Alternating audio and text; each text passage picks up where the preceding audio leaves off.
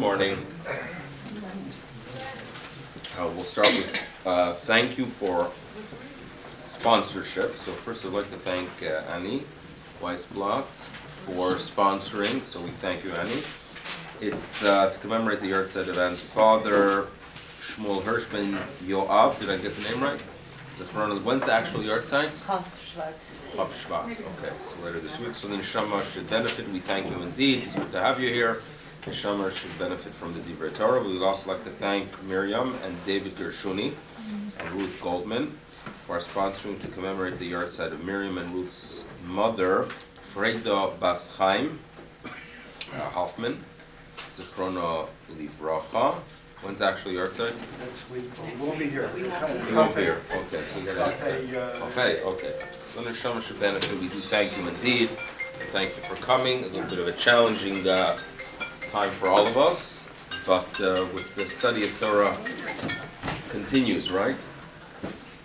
Here we go. Parshas Yisro. You have Parshas Yisro? Page 394.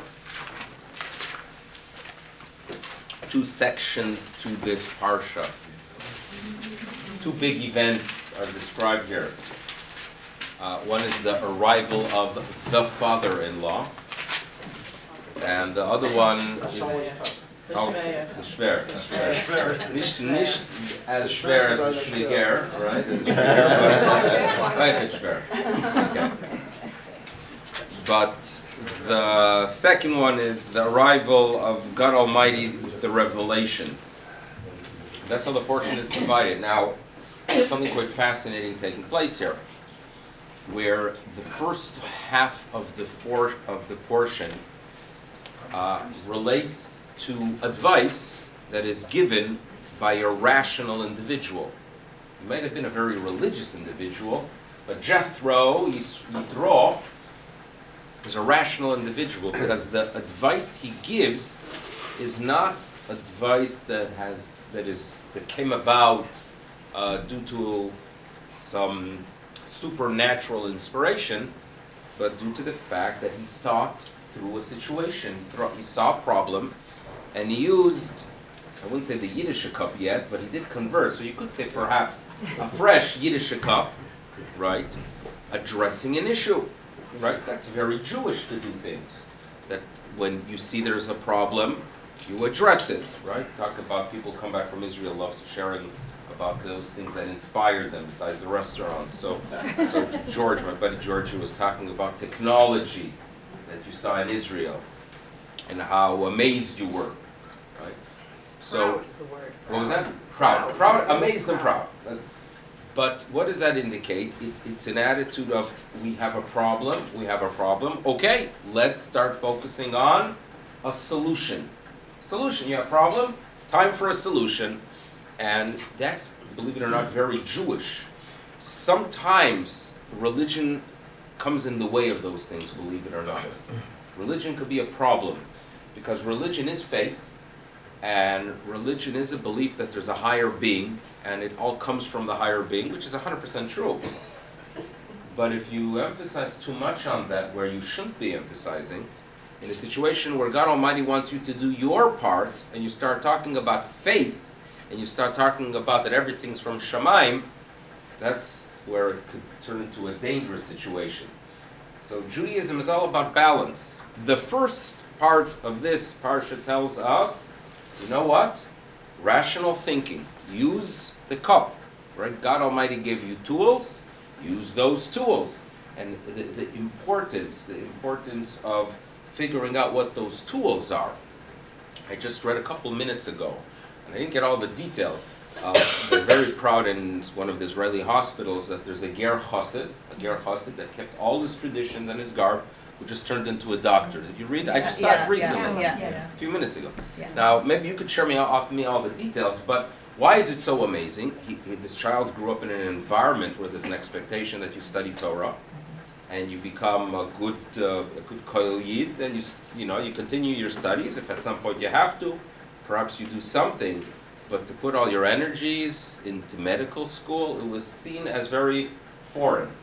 But the pride we have to take is the fact that he had the courage to realize that I can make a contribution through it. He obviously has the tools to make the contribution in that field, and he stuck to every iota of his masoret, of his tradition.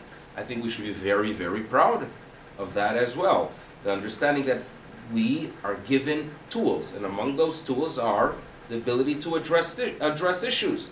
Every single day we turn to HaKadosh Baruch Hu in prayer that he should give us atah chonen ladam da'at, right? He gave us wisdom, but now there's an expectation. Go ahead and do something with it. Roll up your sleeves. That's the first part of the parsha, right? It's inspiration, and it is really part of Torah, even though it is not due to revelation. Then comes the second half of the parsha.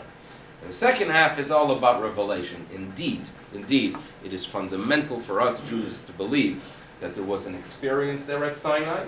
What exactly they heard is a dispute among authorities, while some say they actually heard the words, where Maimonides takes the approach that it was only Moshe Rabbeinu who heard the exact words, but they all felt and experienced something that gave them the clarity of those words. So there's a dispute to what extent, but there's no doubt that that is, again, fundamental for us, that if we would only be relying on rational thinking, right, we could become as destructive as the Europeans. And I mean the history of Europe, because they're indeed, right, 200, 300 years ago, you could talk about enlightenment and you could talk about rational thinking, but look what Europe has provided to the world. Without a belief, right, that there's a higher being, without a belief that there's a tselem Elokim in every single individual, that there's a divine spirit in every person, was mentioned yesterday regarding Paul, that he saw it. In other words, his decency and his commitment did not relate only to members of our community, but to humanity.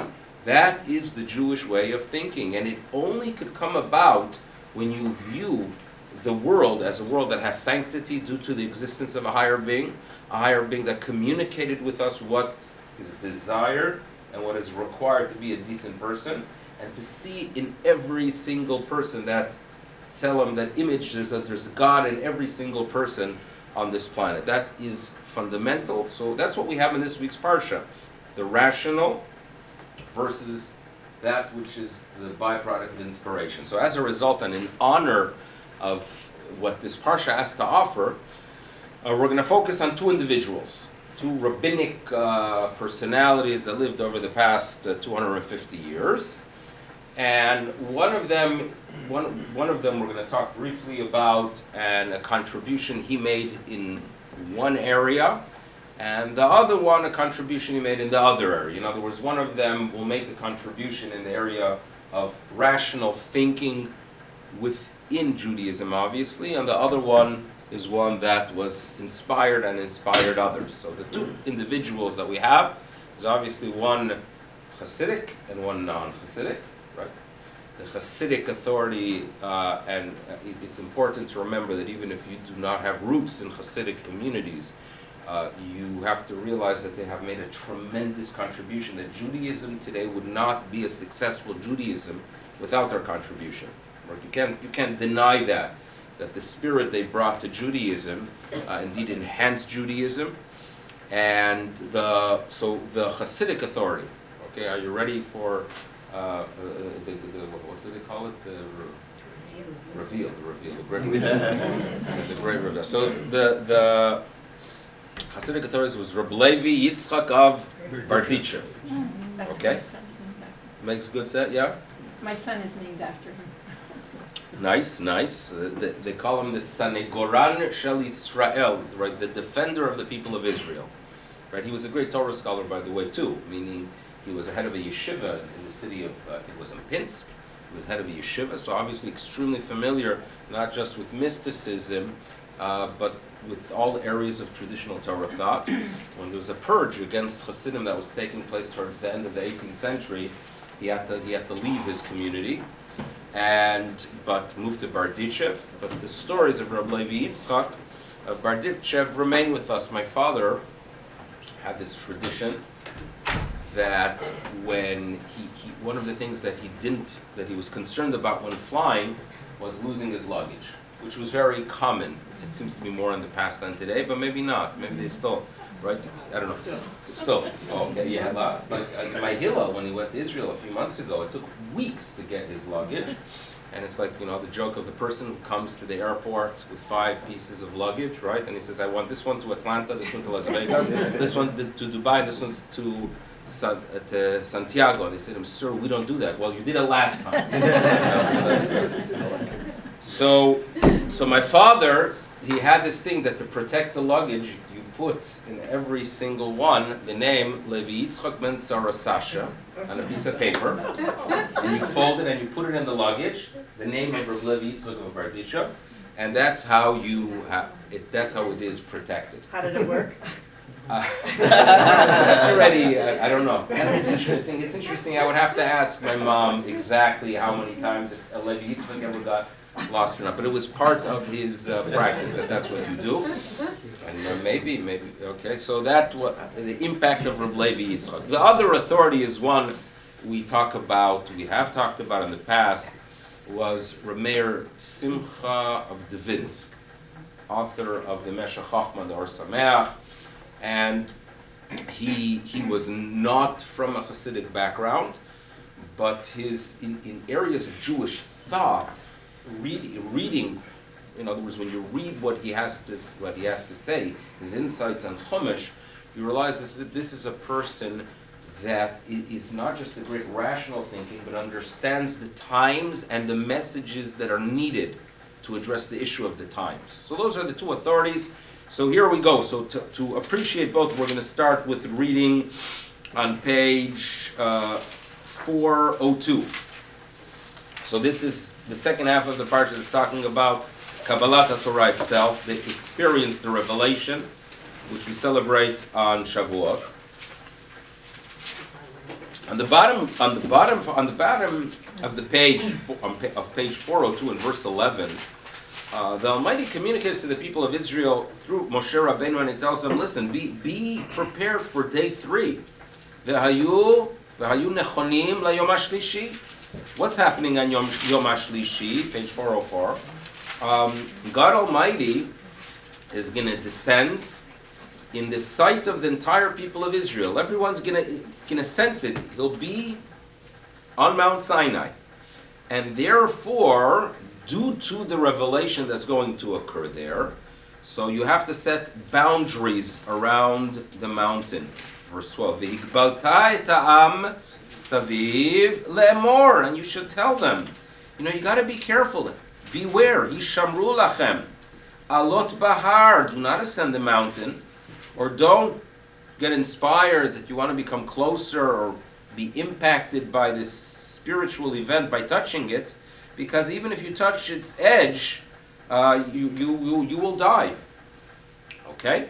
Now, at the end of verse 13, the Almighty says, you should know, this is not a long-term sanctification of this location, but rather, bimshoch hayovel, when they hear the extended blast of a shofar, what's going to happen then? Then it will be acceptable. Hema ya'alu bahar.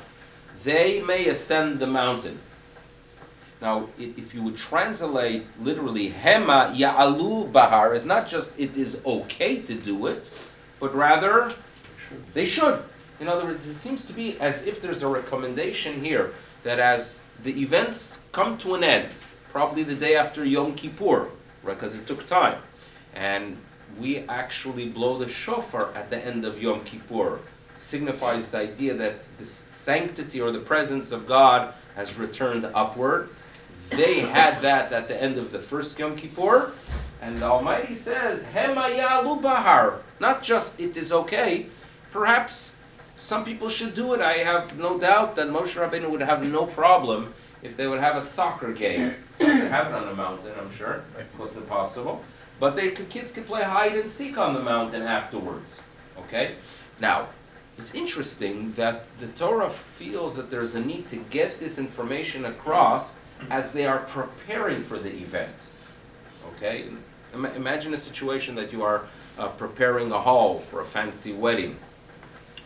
You don't talk about the day, that afterwards, after the wedding, tomorrow morning, everything will be down and kids can come and play here.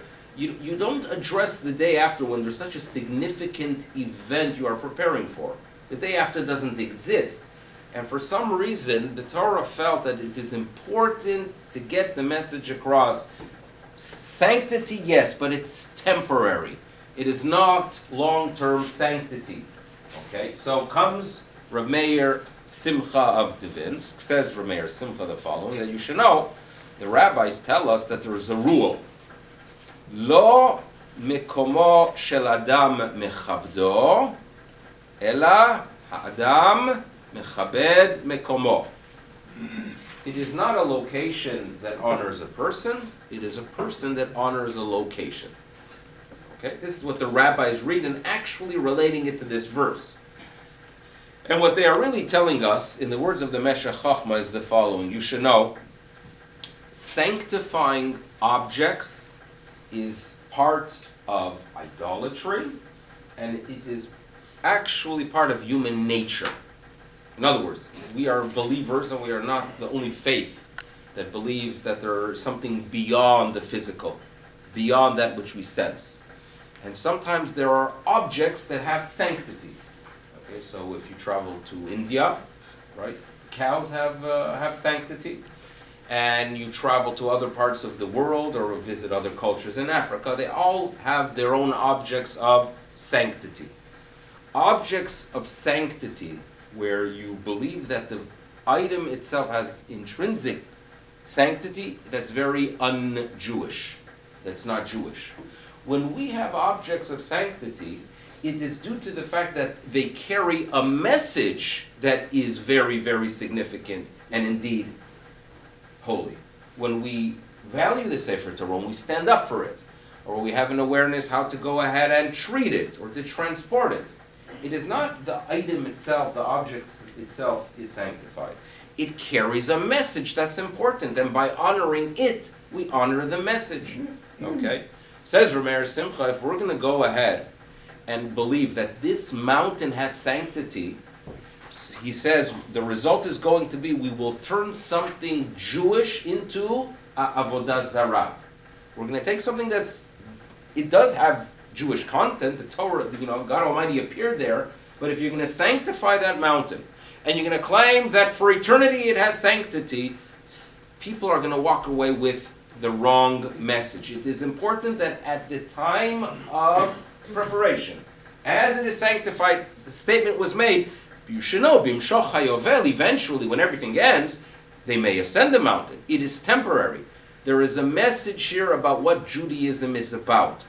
Now, the reason it's an important message, there was a story, I don't remember the details, that they're in, just as my father had his tradition with Reb Levi Yitzchak, there are different texts that people have used for quote-unquote protection.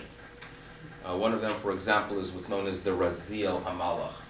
It is a book, mysticism or Kabbalistic teachings, and people have a tradition of having one and being protected by it.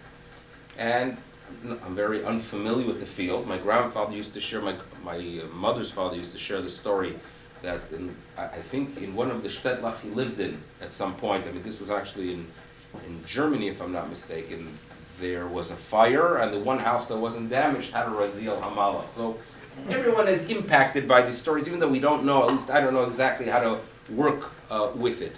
In Hasidic communities, the text that reached that level of recognition is the Noyam Elimelech of Rabbi Elimelech of Lizenz. Noyam Elimelech, I remember once talking about the name Elimelech, and it was mentioned that someone here mentioned that their father, not someone that's not here now, it was called Elimelech. Susie Kaplan. Is it Susie Kaplan? Could be so. A few other people. It's a name that among Hasidic communities it does have. Shmuel Elimelech. So Elimelech has its significance in Hasidic communities, and it traces back to the Heilig of Noam Elimelech, and therefore on the 21st of, I think, Adar, they make their journeys, their trips, their pilgrims, visit his caver somewhere in Eastern Europe. So the Noam Elimelech has this tradition that if you have one at home, it's protected. So there was a story that one of the national libraries in Jerusalem had a copy of the first edition, and one day they came and they realized that sections of the front pages were stolen because someone needed it probably for protection. Okay, so now let's think about that a little bit, right? You believe you could be protected by taking pages from a book, by stealing it, by violating the most basic teachings of the Torah for the sake of protection, right? What have you turned this into? I'm sorry to say, it is very close to an avodah zarah. You're giving it intrinsic sanctity, right? And this is a problem that has existed for many, many years. And as a religious person, we have to struggle. We struggle with it, and we have to combat it. We cannot allow our religion to turn into an avodah zarah. Okay? Yeah, it's a problem that exists. There's a Mishnah. There's a Mishnah that, for me, it's always one of those powerful Mishnayot about this message. It talks about the Yom Kippur service and the sending of the seir, the goat, to the mountain cliff that's known as Azazel. Okay? And the service itself is one that we do because HaKadosh Baruch Hu said we do it, even though we perhaps do not comprehend all it is trying to achieve. But for the nation, they see this goat, they just hear the Kohen Gadol declare that all sins are placed upon it. How do they look at this goat? As one that we got to get rid of this goat because he carries all our sins. Fine. So the fact that they have a negative attitude towards a goat, that it got to go, it's okay, right? Nothing terrible. But the problem is, there was a person that was given the job, who was designated for the job, to take the goat out of the city. And I don't know about you, but it's not exactly how I would want to spend my Yom Kippur, having a whole walking out with the goat. And in addition, the Mishnah tells us that there were a group of people. The Mishnah calls them the Bavlim, which the Talmud tells us that they actually were people that came to Yerushalayim from Alexandria, and they had their foundation and understanding of Yiddishkeit was weak. And therefore, they would look at the person carrying the goat, and they would not just view the goat itself as an object of sin, but the person leading it as well. And therefore, the Mishnah tells us that you should know that the Bavlim would be mitalshin b'sa'aro. They would grab his hair, they would yank him. V'omrim lo tol vatzeh, tol vatzeh. In other words, they wanted him to make his way out of the city as soon as possible. So they would grab him by his hair, right, by his payas, probably, right, and yank him get out of here. And it became a crisis that they would abuse the person because we got to get rid of sin. Think about it. You beat up another person who is doing an act that's necessary for Yom Kippur service, but you think you're getting rid of sin. Something very wrong is taking place. Why? They have objectified a person and made him the symbol of sin. Welcome to the problem of Jewish avodah zarah. So how did the rabbis deal with it? So they had to construct, so again, Jews, you have a problem, you have to address it. How did they address it? They created a ramp that would have the individual leave the courtyard of the temple and not have to work through the crowds. So therefore the Mishnah tells us, V'kevesh asulo mipnei habavlim. So they found a solution to the problem. Fine. First half of the Mishnah. Second half of the Mishnah tells us that there were people called Yakirei Yerushalayim. This is the most magnificent title you could give a person, and it exists now in Israel, that they honor people with the title Yakir Yerushalayim, a person who is beloved or a precious Jerusalem Jew. What would the Yakirei Yerushalayim do? So here they are on Yom Kippur. What do you do on Yom Kippur? You want to pray, you want to sit in shul, hear the chazan, right? Think a little bit about the prayers. What did they do? So listen, Hayu Milavinoto, when they would see this individual walking out of town, carrying the goat, a challenging moment for a fellow Jew, they would walk with him. Ad Sukkah Rishonah, they would walk with him as far as they can. They don't want another Jew to go through the difficulty on his own. And the Mishnah wants to contrast these people who are uneducated who look at a person as an object, and to such an extent that they view him as part of their avodah zarah, to Yakirei Yerushalayim. So that's the title. What is a Yakir Yerushalayim? You see a person's in need, religious needs aside, let me take care of the need of a person. There's a story that Rabbi Yisrael Salanter once came late to Kol Nidrei. Why? Because it was a child that the mother left for Kol Nidrei. The child was crying. Rabbi Yisrael Salanter said, I'm not going to go daven when there's a child that's crying. He wanted to take care of the child, right? That is Judaism. Religion, great, but that is the essence of religion. How you treat another person, right? It's very common though that people check their mezuzahs and stuff like that. True. So how do you consider that? So, the approach I take is that I don't see it as the root of everything. Mezuzahs once in a while should be checked, right? They say every 3.5 years, especially if it's a mezuzah that's outdoors and it comes in contact with the moisture that we've been blessed with and the cold and the heat in the city. Why not? To believe that is as if the answer for everything, I don't buy into it. To believe that, you know what, why not check every once in a while your mezuzahs? Nishkeferlach, why not? It's a good thing to do. The Torah does tell us we should have al mezuzahs beisecha. And why not do it as a reminder? But it has to be balanced, right? It cannot become like, oh, that's it, okay, check the mezuzah, everything's okay, right? In other words, to go ahead and believe that I could, run a dishonest business, right, and do whatever I want, but if my mezuzah is kosher, everything's okay. That is when we border on avodah zarah. Maimonides, like for example, there was a time that people would add names of angels on their mezuzah for extra protection, like an upgraded version. Mezuzah protection, we need a version 2.0 of our mezuzah. So they put names of angel. Rambam goes crazy about such people. He says you're taking a mitzvah and you're making it into an avodah zarah. Basically, that's what he knows. So everything, we have to be balanced. That's why we're sharing. We have to work with how to balance our Judaism. And this is what is introduced here. Do not sanctify the mountain. Now, you're thinking, but wait a second. In Jerusalem, right, the Temple Mount is considered sanctified. Well, you have to remember, that's because there was a temple. There's going to be, in our tradition, a temple. The sanctity remained, but it's not intrinsic. It is due to activities that are going to take place there. And what are those activities? Activities that bring the nation together, right, and be inspired by righteous people that are there. It is a delicate area of Judaism that the Torah wants to introduce at this point. Yeah. The mezuzah itself, can you... A reminder as opposed to a monument. Correct. We view it more as a reminder. And again, within Judaism, there's always going to be areas that we don't fully understand. We do them because tradition says so. But if you start adding to the irrational, that is when it becomes dangerous. As long as it connects me to my past, and I know that it's there, like we are told that people come and touch the mezuzah and kiss it. It is far better if you walk in and see the mezuzah and remember, you know what? There is a God, and there's a way to behave, and there's a way to be mindful.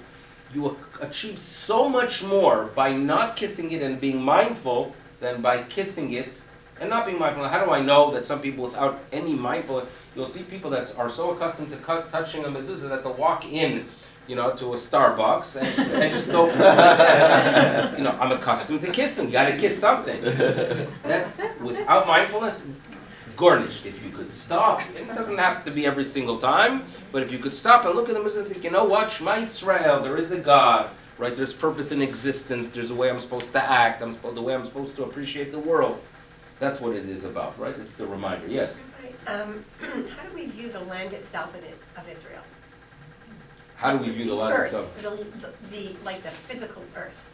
So, it is no doubt when we talk about the sanctity of Eretz Yisrael, appropriate to Bishvat, it is because what we can achieve there, right?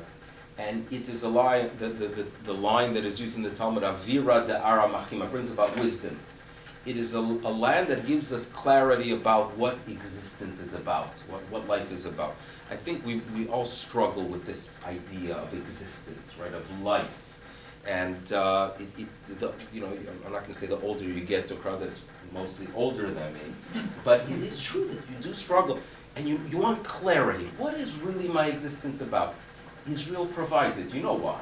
Because in the land of Israel, you could be doing what's called a mundane, right? From cleaning the street to serving a falafel. You're doing something incredible. You're settling land, and God wants you to do it. And God wants you to do it in a place where you're taking care of your people, where you connect to your people and to your history and to your values. The sanctity is not just, well, it's sanctified, but rather that which you can achieve with the sanctity makes it very, very special. That's how I view the land of Israel. Therefore, it's obviously disappointing when in the land of Israel you have, number one, people that are not in tune with Torah values, right?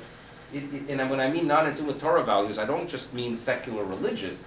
I mean even all of us have that obligation of being in tune with what Torah is about. That's what Israel should be. But that's a short answer for a question that deserves obviously much more than that. I quote this in the name of Rameir Simcha Dvinsk. He was a very wise individual that sensed that there's a problem within Judaism, that we take objects and we sanctify them.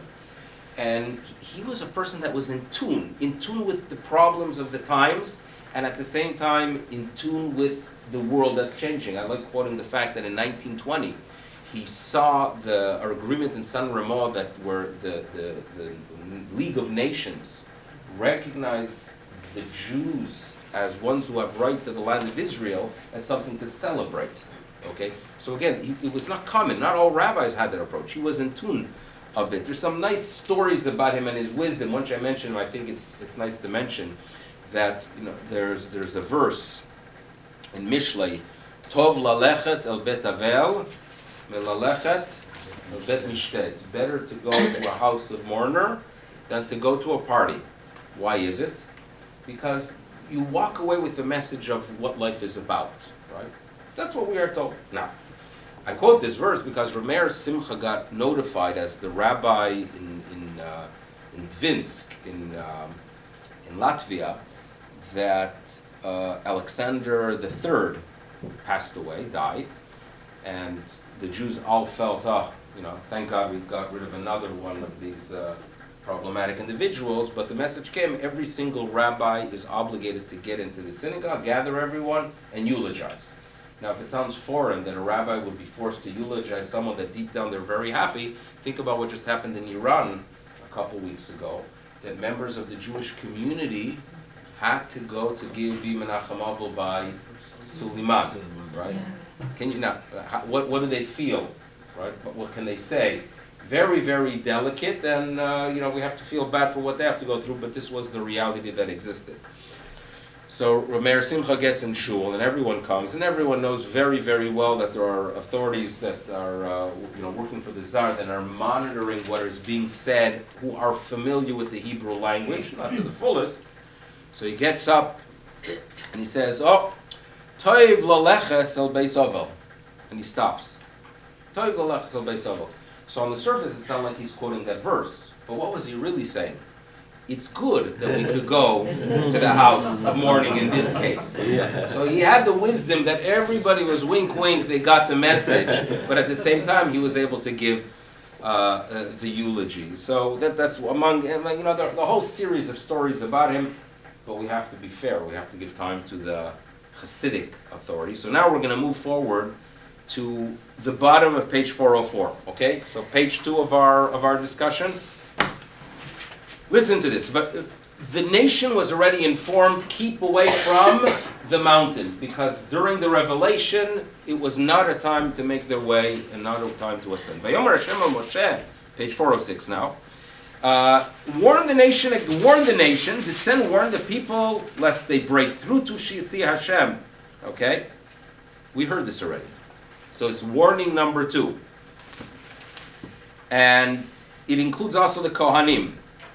So Moshe in verse 23, is a little bit surprised. You already gave a warning. Yeah, it was 3 days ago. And this is a warning right before the actual events.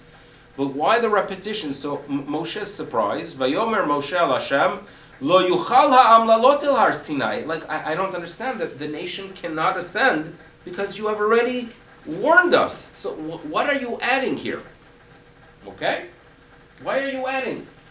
Vayomer alav Hashem lech red, and God responds to him, descend. And then you should ascend with Aharon. So it is surprising that you have to go ahead and communicate again. The most basic explanation is that, yes, a warning could be given a few weeks in advance or a few days in advance, but at the time itself, you have to get that message across. Fine. But then there's the reading of Reb Levi Yitzchak, right? Reb Levi Yitzchak.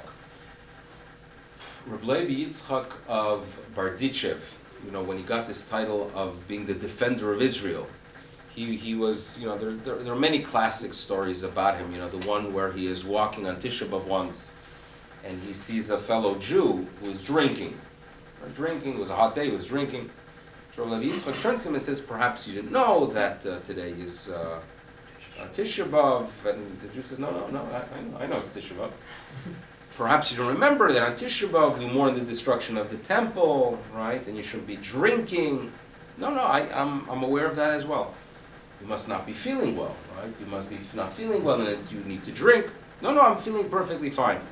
So Rabbi Yitzchak closes his eyes and turns to God and says, Ribono Shel Olam, look at your kids, right? Look at your children. They will never say a lie, right? Look at them.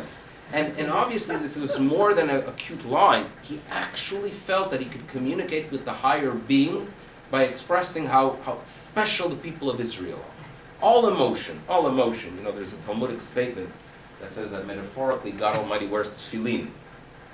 The Talmud asks, wait a second. In our tefillin it says, Shema Yisrael Hashem Elokeinu Hashem Echad. What would the tefillin of God Almighty say?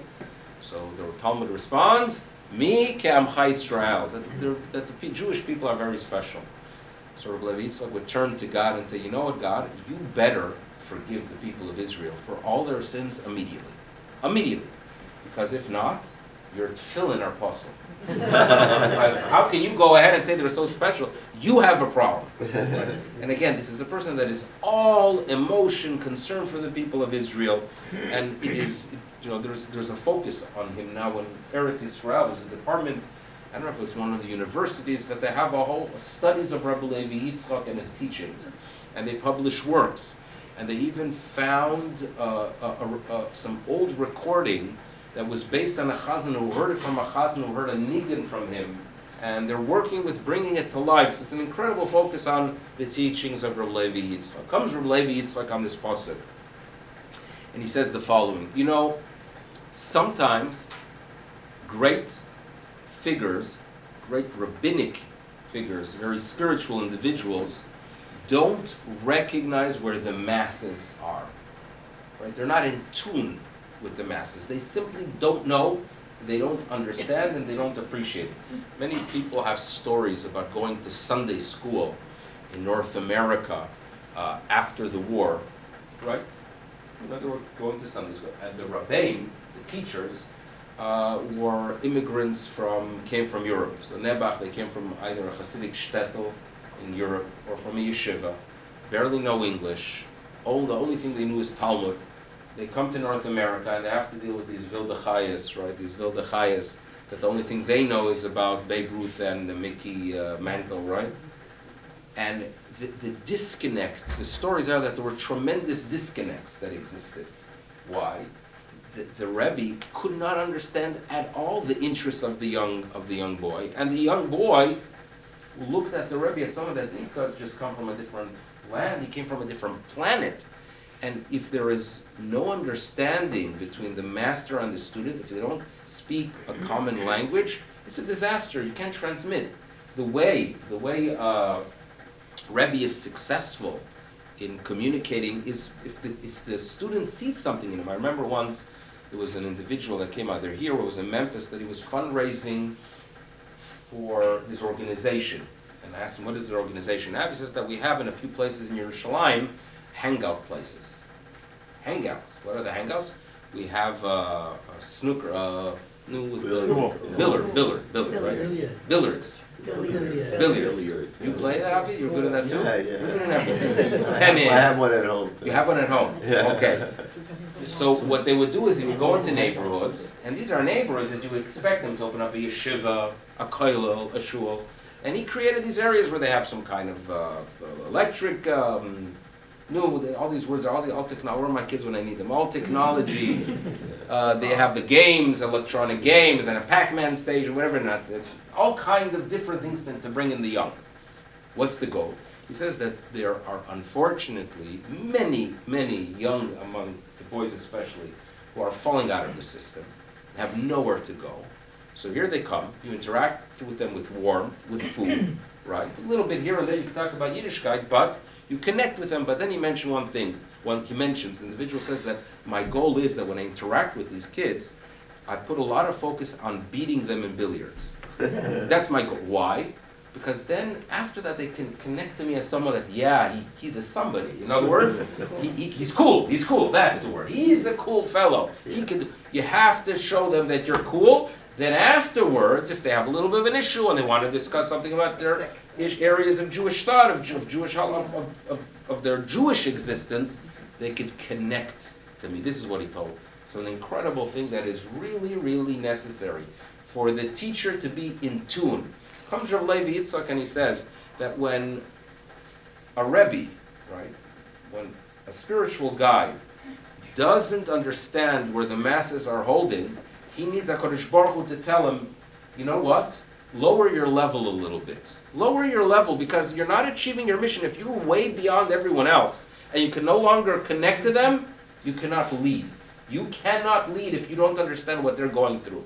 You cannot lead if you don't understand what their challenge is and what their level is. So therefore, reads Rabbi Levi Yitzchak into this verse, verse 23. Moshe says to Hashem, why warn them again? What do you mean, another warning? What person needs 2 warnings? Right? No human needs 2 warnings. Lo yuchala am la'alot el har Sinai. They can't. You already warned us.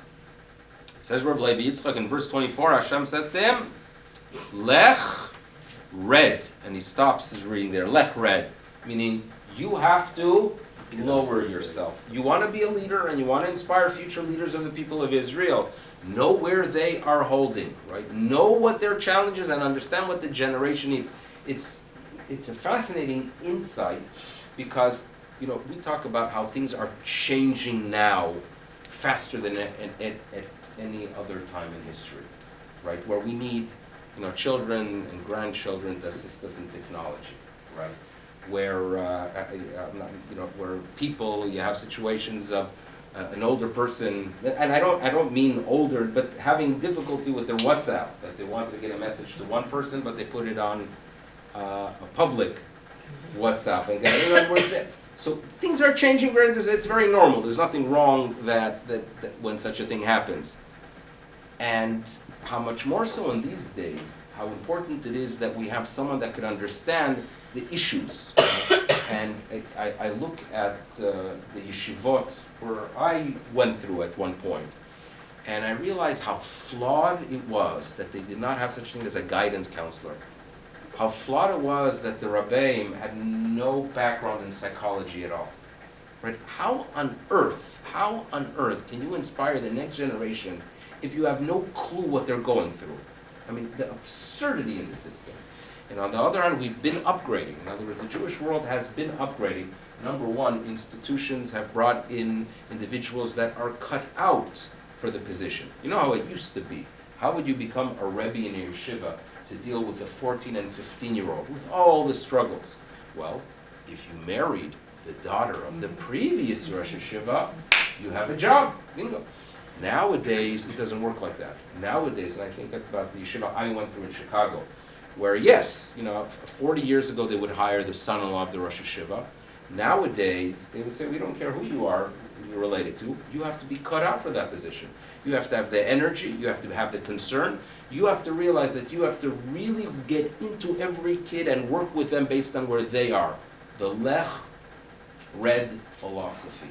Understanding that if you want to work with people, you have to be able to place yourself on that level.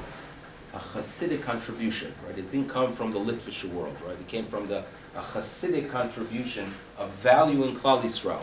You have to value the message, you have to value the thinker, but you also have to value the emotion and understanding what Klal Yisrael is about. So here we have these 2 personalities that we were able to bring to walk us through this incredible parsha. And hopefully we got something here that we could use at a simcha. Thank you everyone for coming. We should merit only good news. Thank you again to our sponsors. Have a good day. How many years